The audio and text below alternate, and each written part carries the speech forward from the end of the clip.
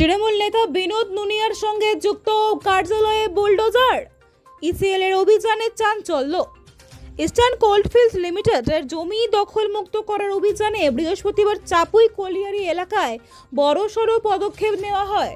অভিযানের সময় তৃণমূল কংগ্রেস নেতা বিনোদ নুনিয়ার সঙ্গে যুক্ত বলে পরিচিত একটি কার্যালয়ে বুলডোজার চালিয়ে ভেঙে ফেলা হয়। ঘটনাকে কেন্দ্র করে এলাকা জুড়ে রাজনৈতিক চর্চা তীব্র হয়েছে।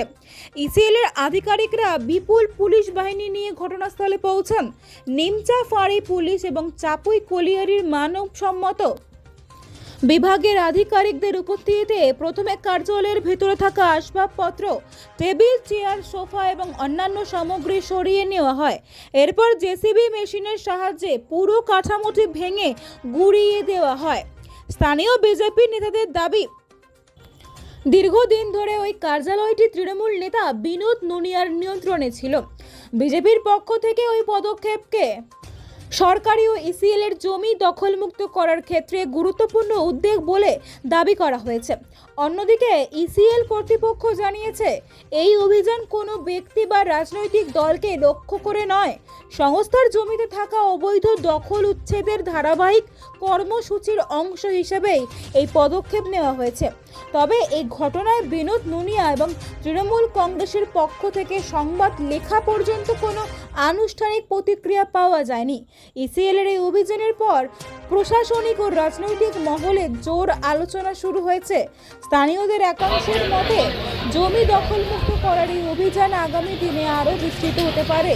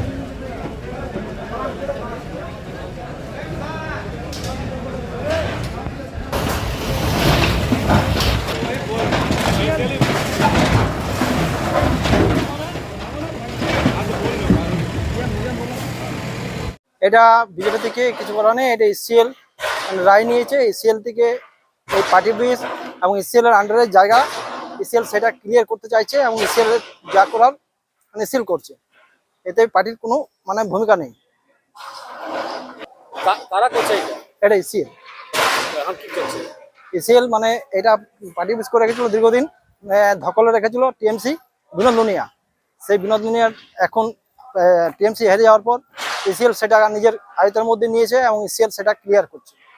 কি পার্টি ছিল এটা টিএমসি পার্টি ছিল, কে বসতে বিনোদ নুনিয়া। এবং দীর্ঘদিন ধরে এখানে বাজে একটা ইনকামের পথ ছিল। এখান থেকে যাবতীয় ইনকাম হতো, মেয়ে পাচার থেকে শুরু করে যাবতীয় কয়লা, বালি, হাবিজাবি, মাছ চুরি সব এখান থেকে শুরু হতো।